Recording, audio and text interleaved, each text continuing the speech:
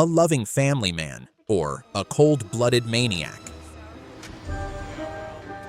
Behind his smile hides a terrifying secret. He's hunting young women and playing a deadly game. Please. Will anyone escape his twisted plan? Barney Kazans arrived at his country house to conduct an experiment and plan a kidnapping. He picked up a stopwatch, poured chloroform onto a handkerchief, and inhaled it several times. When Barney regained consciousness, he was satisfied with the results. His victim would be unconscious for 37 minutes, giving him enough time to deliver her to his house. Afterward, Barney rehearsed how he would lure the girl into his car. Not everything worked perfectly the first time, but that's what practice is for. If the stranger got into the car, she would have no chance of escape. Denise suspected her father might be having an affair, as he frequently disappeared into his house. Hi, Dad. Do you have a girlfriend? Even while talking to his daughter, he was secretly rehearsing his plan for the upcoming attack. Denise didn't appreciate the sinister game her father was playing. Have you ever played Got Your Nose?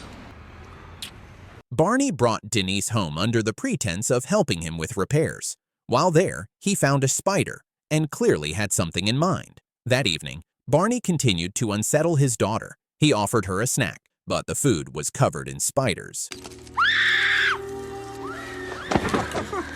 causing Denise to scream in fear. This was also part of his plan. The next morning, Barney asked a neighbor if they had heard a woman screaming the night before. I thought I heard screams, like a child. I didn't hear a thing. The neighbor denied it. Barney then went into town to make his first attempt. He asked a passing girl where the post office was and offered her a ride. Here's my car, I can give you a lift. Oh, no, it's okay.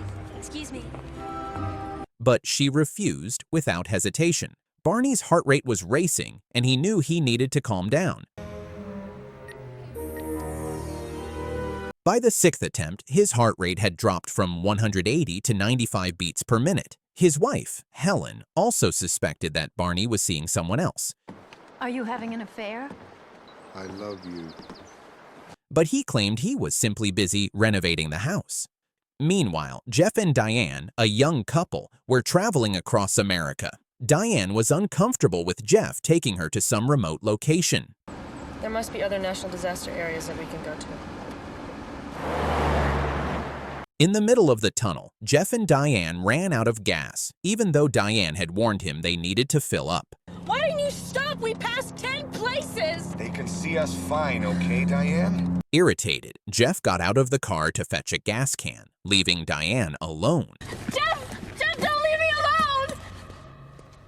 When Jeff returned, Diane was gone. She had been sitting nearby, upset. Back in the car, Diane burst into tears. I'm sorry.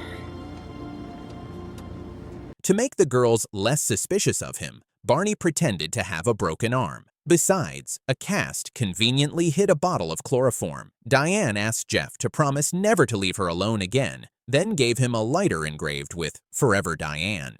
Well, that makes it feel so official. She took the keys, intending to drive them further, but first went to the restroom. Barney noticed her disappearance. A considerable amount of time passed, and Diane still hadn't returned. She wasn't in the store or the restroom. Panic set in for Jeff. Diane! That evening, a police officer informed Jeff that they wouldn't file a missing person report for 24 hours. Distraught, Jeff returned to his car and began to cry. Barney noticed a flyer with Diane's photo. She had been missing for 3 years. Jeff had been putting up new flyers every month and had recently shared her story on the radio. Look, he put up a new one. I heard him on talk radio. Exhausted, he went into a cafe that night. The waitress, Rita, remembered Jeff from school and offered to serve him. I'll bring a nice glass of milk. I want milk. I'd like a cup of coffee, please. He told her about a friend who had disappeared 60 miles away and showed her Diane's photo. Don't worry about it. Don't worry about it. I'm not letting you get back into a car in this condition. Rita insisted Jeff stay at a hotel instead of driving. In the end, she even put Jeff's car in the cafe's garage and took a job there herself. Come on, I already slept with you. I mean, at least in the same room. Yeah. The next day, Jeff told Rita he had recently lost his job, but was now writing a novel. Sometime later, Rita and Jeff moved in together. He no longer wanted to talk about Diane, trying to avoid the pain. Look what I found. It's weird how things just fade away. One evening, Rita discovered a gun Jeff had bought for self-defense and asked him to get rid of it. Why didn't you tell me we have a loaded gun in the closet? A publisher called Jeff and set up a meeting. His novel wasn't quite suitable, but in exchange, they offered him the chance to write a book about what had happened to him several years ago. I remember a few years ago when your girlfriend's disappearance was all over the news. Jeff agreed, without telling Rita what he was working on. A flood of memories prompted Jeff to resume his search for Diane. He was even invited to appear on television. Tonight, my guest is the very courageous, very tormented young man, Jeff Harriman. Barney and his daughter watched the program. Barney was revealed to be a university professor. Goggles. Meanwhile, Rita became curious about what Jeff was writing. The document was password protected. Rita tried every possible combination of her own name. Then she tried the first and last names of Jeff's ex.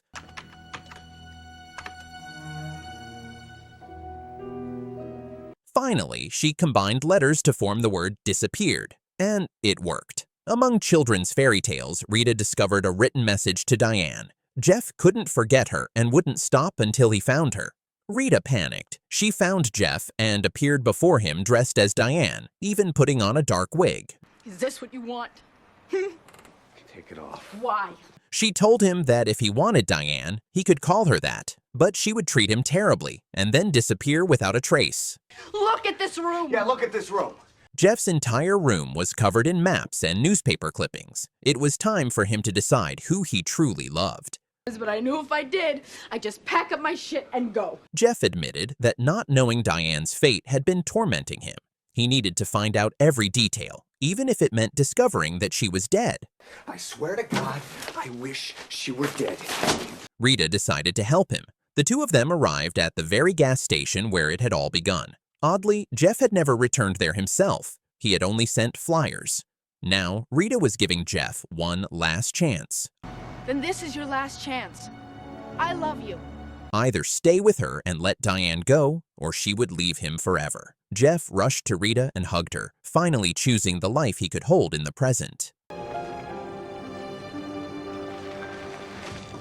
All the newspaper clippings and leaflets were burned that same day. Barney, however, wasn't happy about losing sight of a familiar face. He immediately wrote a letter to Jeff, slipping it under his door and inviting him to meet.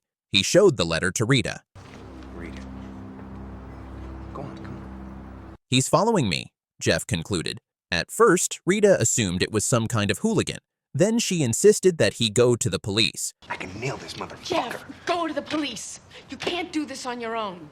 But Jeff wanted to confront Barney himself. After all, he had signed his name. Realizing Jeff hadn't changed, Rita broke up with him. She returned to the apartment to pack.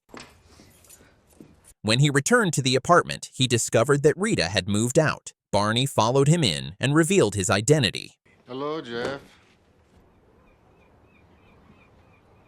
He showed Jeff the keys he had taken from Diane.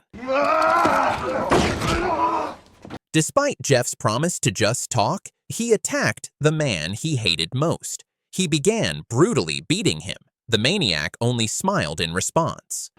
I'm sorry, were you done? You're gonna tell me where she is. "If you kill me now, you'll never know the truth," he said. Barney invited Jeff into his car. After some thought, Jeff agreed, hoping to finally meet Diane. Meanwhile, Rita, drunk, wanted to hear her answering machine message again. But Jeff had re-recorded the greeting, and Barney's voice was caught on tape. What? Oh my God. Realizing she was in danger, Rita grew alarmed. The seemingly kind maniac offered Jeff a snack and clarified that he had not harmed Diane. I just want to know what happened to Diane.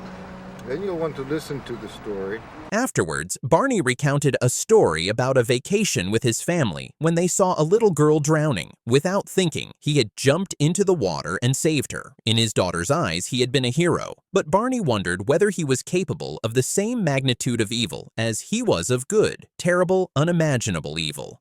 Saving a person's life may have made me a hero, but did it make me a good person? Meanwhile, Rita called the police, but the officer told her they couldn't issue a wanted notice for Jeff for another 24 hours. 24 hours? Jesus. Determined, Rita decided to take matters into her own hands. She went to the strange neighbor who had witnessed the fight, but then got distracted by a little green elf. Oh, and if you want to know the license plate number of that car, you let me know. At the police station, Rita lied, claiming her car had been stolen and provided Barney's license plate number. That's how she learned his name and address. That's the Seattle. new one. Thanks. Barney talked about how his past attempts to lure victims had failed. Once, on his birthday, he had received a bracelet and a photo album personally dedicated to the family's father. In one of the photos, Barney had a broken arm. That's when he realized he had to appear weaker, not stronger. Excuse me? With a plaster cast in place, he easily tricked a woman into his car by asking for help. But then he sneezed. Bless you. Wiping his face with a handkerchief, he nearly passed out. Barney decided to abandon the plan that day and, laughing, threw away the cast. However, Diane approached him, needing to exchange bills the coffee machine wouldn't accept. Normal single, you could trade me for one of my mangled ones. Thank you. The girl noticed Barney's bracelet and wanted to give one to Jeff. I handle sales for the whole Northwest Territory. Wow. Barney lied, saying he was selling them, and invited Diane to his car to buy one. The price was only $2. The trusting girl followed the stranger. The handkerchief was wet. Jeff asked her to get in the car and help him. Diane hesitated at first. But when she saw a family photo, she relaxed and complied. Barney immediately attacked her, knocking her out.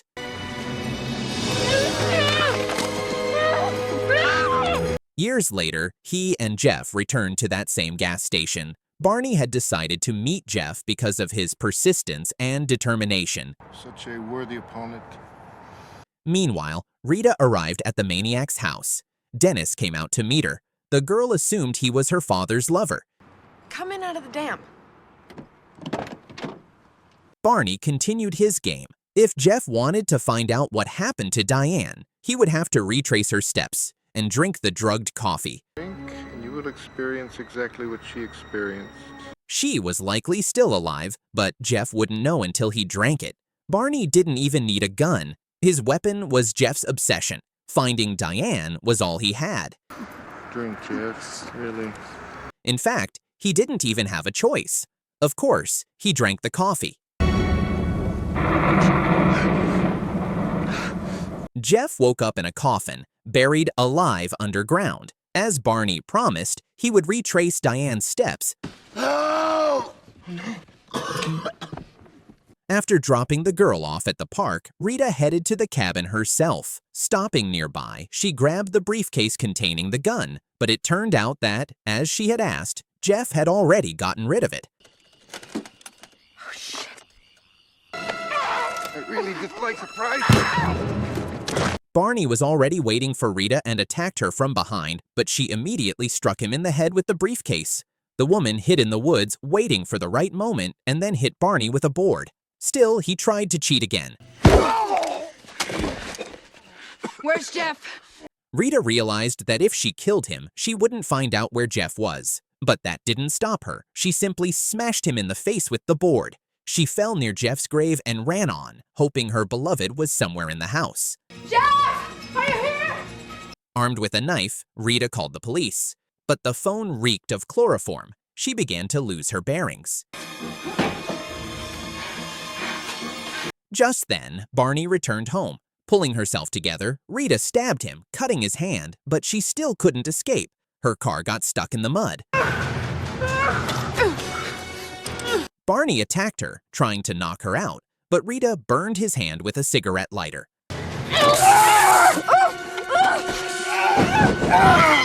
The handkerchief ignited immediately. The weakened woman was still unable to escape. Barney forced her to sit in a chair and declared that everything that had happened with Jeff was a choice. He did exactly what he wanted to do. He even offered her coffee to ease the situation. Looking around and recalling everything she had seen, Rita realized Jeff was buried. Now, it was her turn to play a game, claiming that Barney's daughter was her hostage. Sweet, innocent 13-year-old daughter Denise. Rita was ready to exchange Barney's daughter for Jeff. At first, he didn't believe her, but in the short time they spent together, Rita learned something personal about the girl's life and managed to convince Barney she wasn't lying. Let's talk about the mistress she's so eager for you to have. Barney took the rag off the phone and called home. His worried wife reported that their daughter had disappeared. If Barney wanted to find out where Dennis was, he would have to drink the coffee.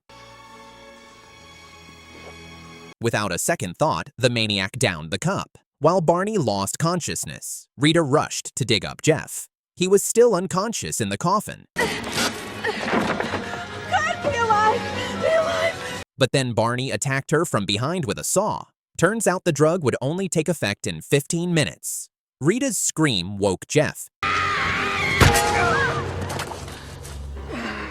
He grabbed a shovel and hacked Barney to death. Then Jeff discovered another grave. The one where Diane had died 3 years earlier. During a meeting with the publisher, Jeff declared that he wouldn't write a book about what had happened to him. No coffee, thanks. Please. We don't drink that anymore. Okay. And that's the thrilling story of The Vanishing. If you loved this summary, smash that like button so more people can uncover this suspenseful tale. And don't forget to subscribe for even more shocking movie recaps.